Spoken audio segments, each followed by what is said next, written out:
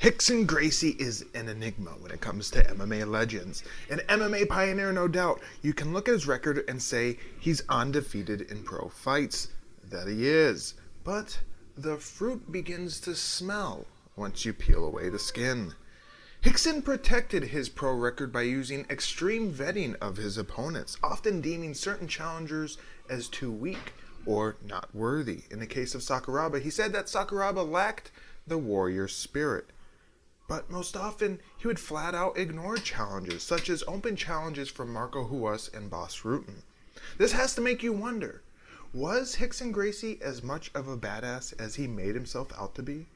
Perhaps most damaging to Rickson's reputation as the ultimate Brazilian came from his own father, Helios Gracie, who called into question Rickson's claim of having over 400 fights. Helios claimed that Rickson was including sparring in amateur bouts in his 400-fight figure.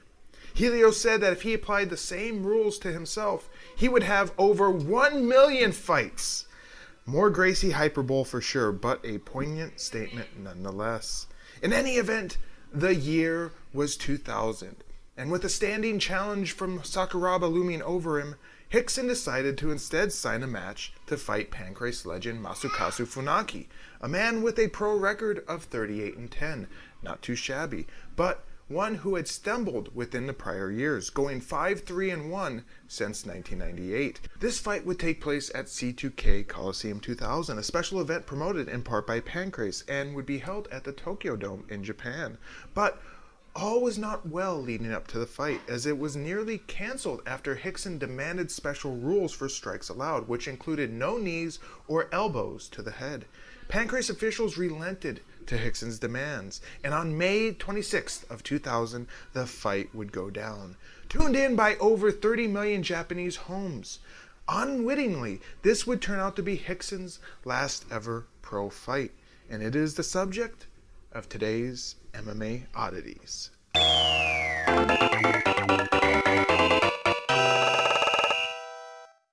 Ho, fight fans, it's me, the most dangerous man alive today, back for more MMA Oddity action. Now, I wouldn't call this fight so much an MMA Oddity as just it's more of a special fight, a historical fight. It's Rickson Gracie's last fight, so I guess that's why I'm including it in MMA Oddities. I should change it to MMA Specialties because I do want to focus on sort of unique or special fights that, for whatever reason, they were unique or special. And this one is unique and special because it is Rickson Gracie's last fight.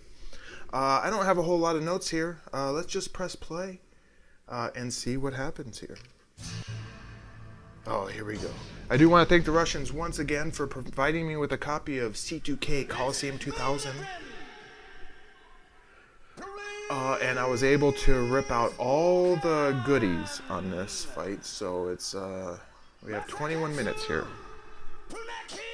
And here comes Masakatsu Funaki. It looks like Rickson Gracie's getting top billing by being introduced second.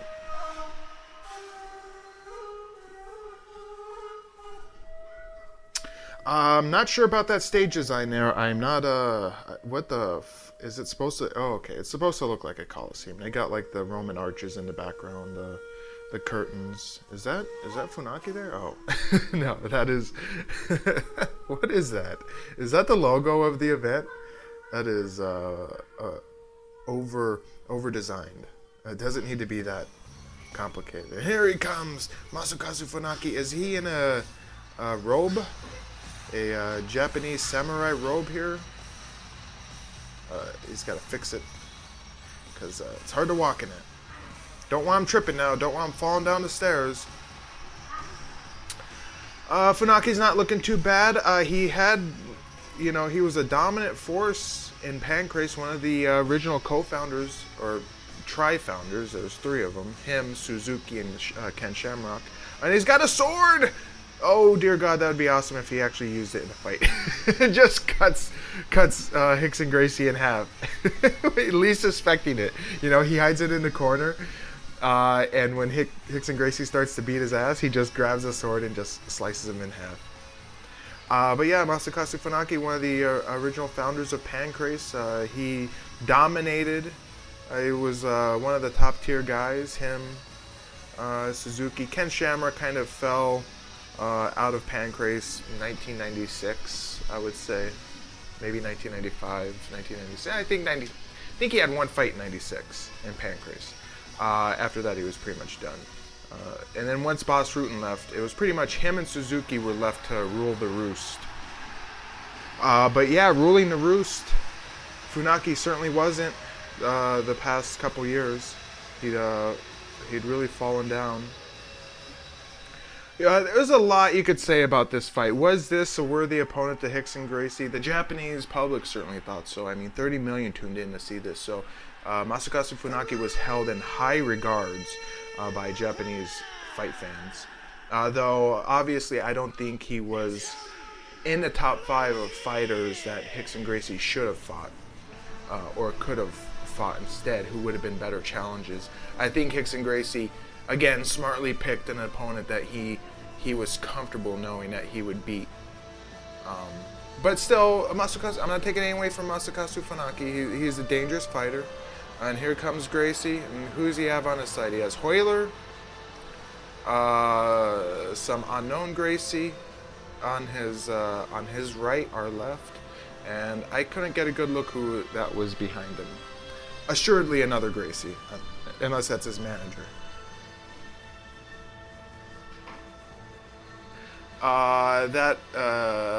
What Gracie is that? It's on the tip of my tongue. Or it might be, Heilig Gracie, maybe? Let me know in the comments if you can identify the 2 other Gracies who are not Hoyler. If you can identify that one on the back there. I think it's Heilig, however you fucking say their names. Heilig Gracie? Maybe it's, maybe he's not a Gracie at all. I can't recognize him. Obviously, the bigger fight, would it even be a bigger fight for Rickson Gracie? Would have been Sakuraba, but likely Rickson Gracie put a lot of special demands or a lot of requirements for that fight to happen. Most certainly because I wouldn't say he was afraid. I don't think Rickson Gracie was afraid of anyone, but he was certainly afraid of his record being tarnished. He wasn't afraid of fighting a guy, but he was afraid for his legacy. Let's just say that. Rickson looks in good shape. Funaki looks in good shape too. He's very trim. Looks like he put in a lot of work for this. He's looking great. His muscles are kind of blown up here. I wonder if he was on a little bit of juice. He has no forehead. So this really is, and Rickson Gracie is all forehead. So you have, it's the battle of forehead versus no forehead. I mean, look how far up his hairline begins. Is this a hand over his heart?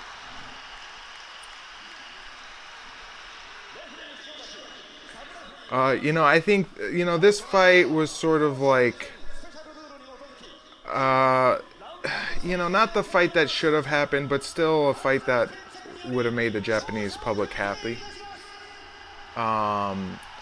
Rickson should have fought either Rickson Gracie. He should have fought Boss Rutten. He was ducking Boss Rutten for whatever reason. I think Boss Rutten would have destroyed him. There was, what fight I would have loved to seen? Mark Kerr versus Rickson Gracie. If Mark Kerr didn't, fall off a cliff, and let his substances get the better of him.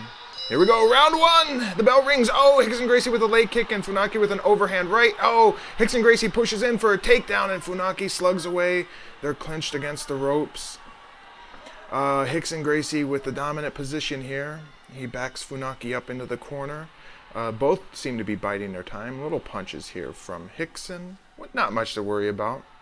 Very light blue trunks for Funaki and the pure white trunks for Rickson. Funaki doesn't seem worried here. Rickson is just softening him up. There's not much to worry about from these. Though he's very relaxed here. He's putting literally no pressure on his arms to maintain this hold. Now he tries to turn. Oh, he does. He tricks him. He goes the other way, but Rickson is probably pretty strong, especially in this clinch position. He's got the body lock, so he has. If anybody's going to be able to control this position, it's Rickson, because he's got a tight grip. Funaki, again, his grip is pretty loose here, and especially being overhooks. You can't really get a super tight grip like when you have the body lock. They're knee battling right now. Funaki really isn't in a position here to deliver very good knees. I think he's just using it to be defensive here. Rickson, definitely his knees are going to be more on point.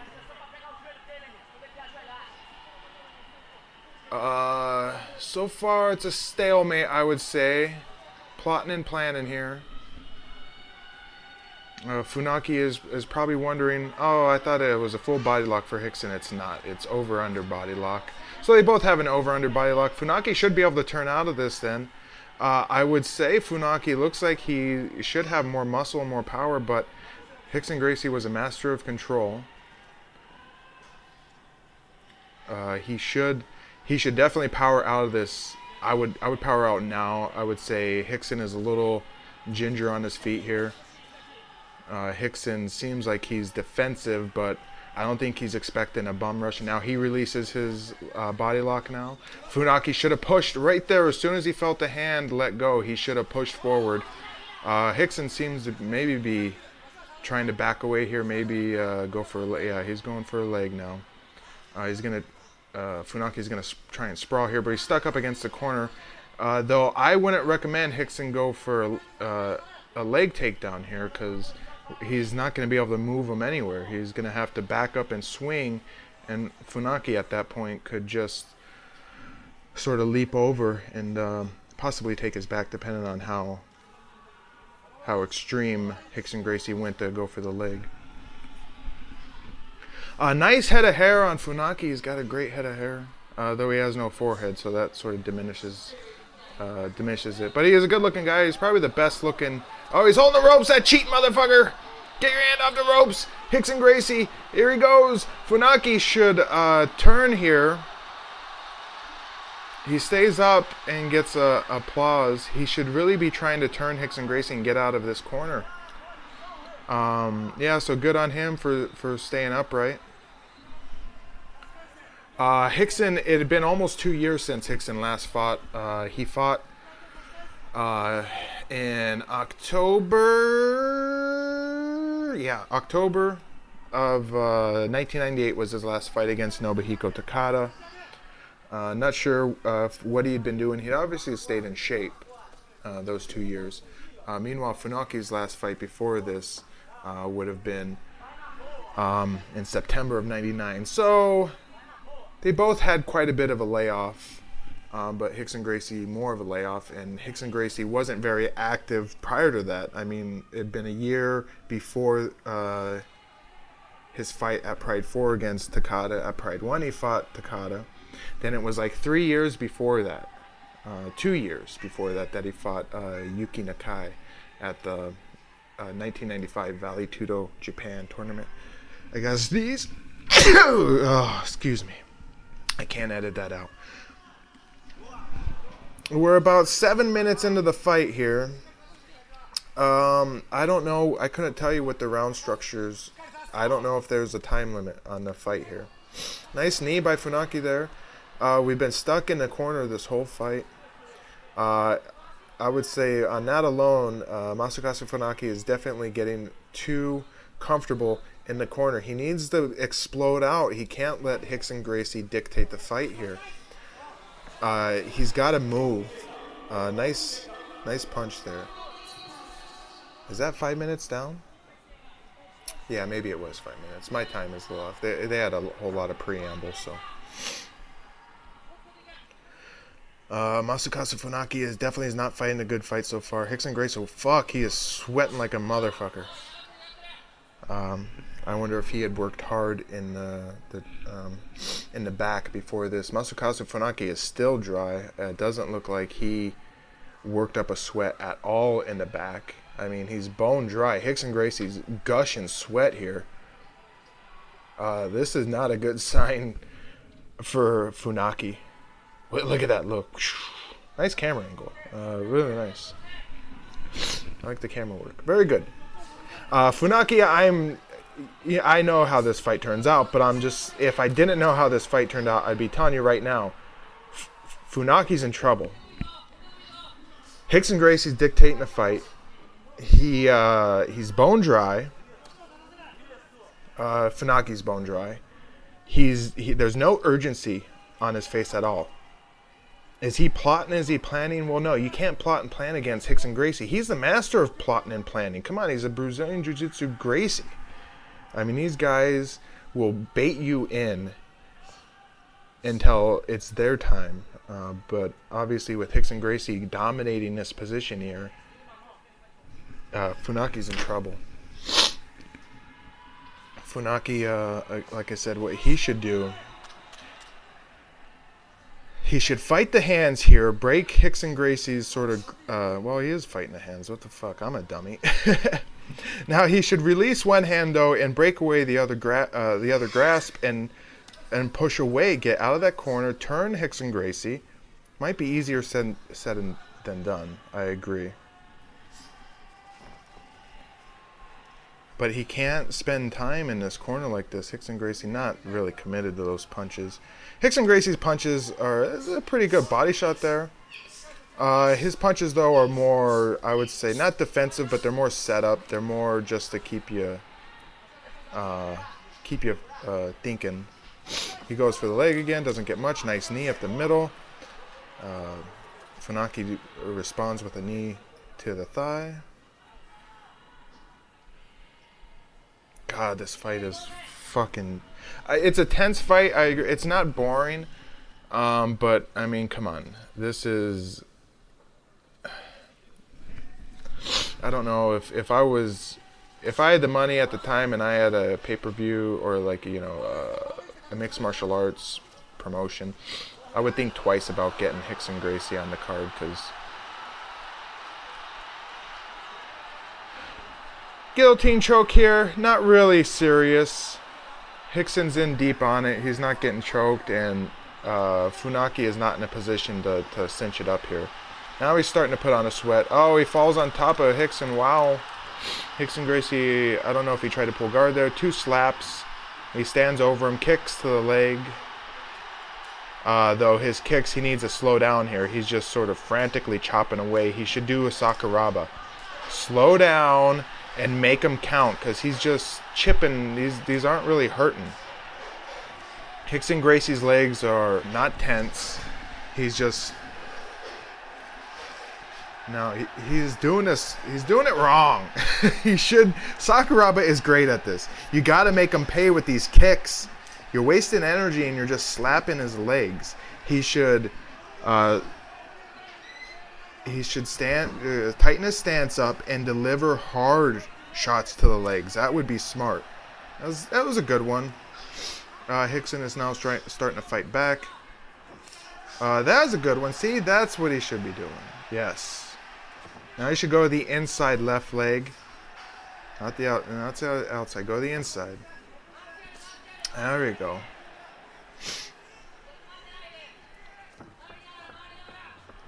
How good is Rickson at leg locks? Has he ever had any leg lock? Rickson is back up. He's sort of back in the corner there. He pushes forward with a punch, I guess.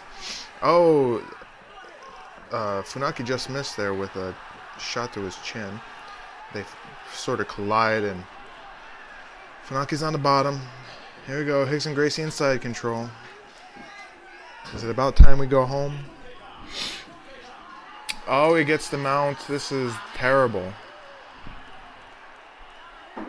Absolutely terrible for Funaki. Sort of a little punch there. He's going to cross face him. And I would say... Oh, he's pressuring with the chin to kind of open up that crossface there. That's pretty nice. That was good. He's got him fully crossface. I would say an arm bar is going to be coming here. Punches here. Though they're not super serious. Don't look like they're hurting that much. That was a good one. That's a good one. He could be throwing more of these, but he's not putting a ton of power in them. But they're solid shots. But Funaki, see, he doesn't look like he's really getting hurt from this. He might have a cut on his left eye, though. Yeah, he's busted open. Oh, and he's going to go for... Oh, jeez. He's just going to make him tap here from punches. He's got the arm twisted around the neck here. He's got it trapped. Funaki needs to be active here. He needs to start turning and rolling. He can't just lay here. Yeah, he's got his back going for a rear naked choke. This is going to be it. He's got it. With the cameraman fucked up on that. Looking at the corner, and then when we come back to the fight, fucking Rickson Gracie's on his back. Good job. He's out. He's out.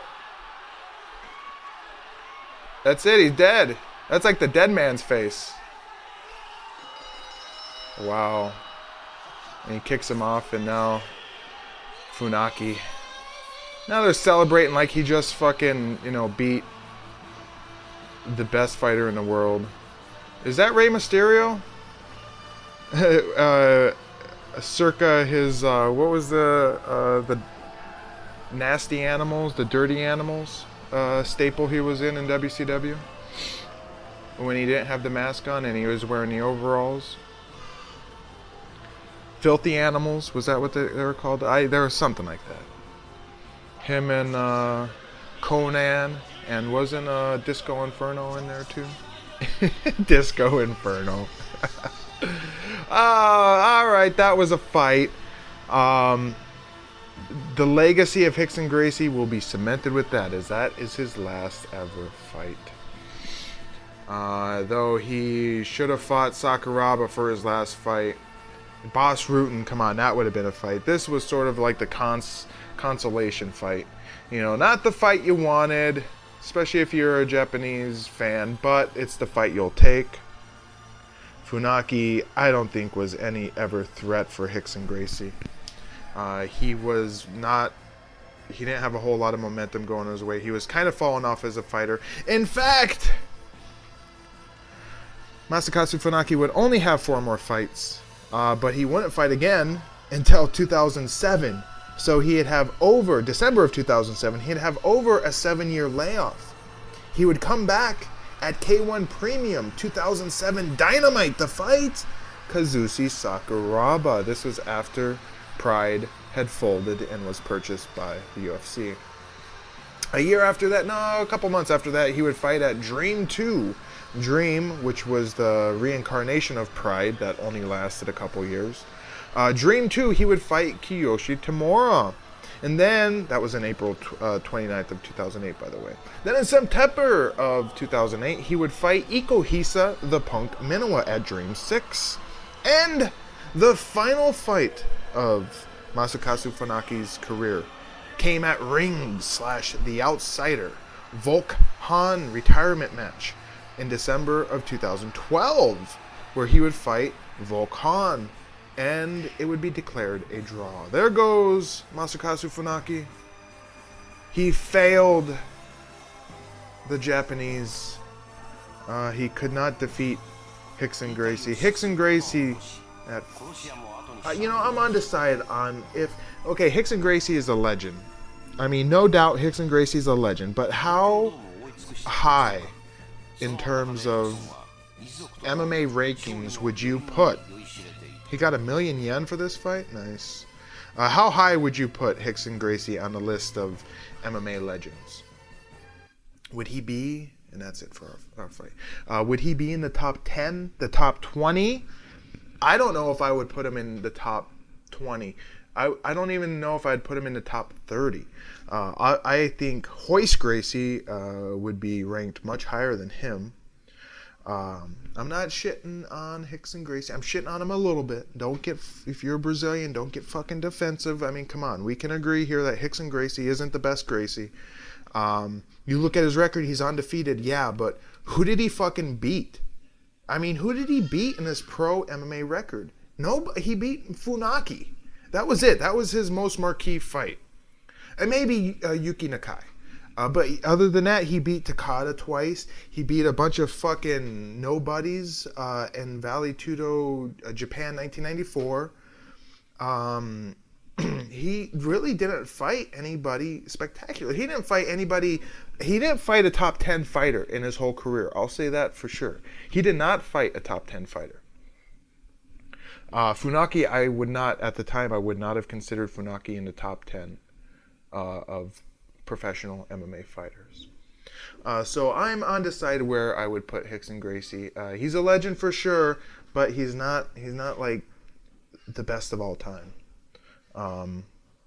There's something smelly in Rome. Is that how that saying goes? There's something fishy in New York. Anyway, what did you think of this fight? Was it worthy for Rickson Gracie's last ever fight? Make a comment. Let us know. Am I an asshole? Make a comment. Let us know. And if you haven't yet, like, share, subscribe. I am the most dangerous man alive today. This has been another MMA Oddity, and I'm wishing you goodbye, good luck, and we'll sniff you fucking jerks later.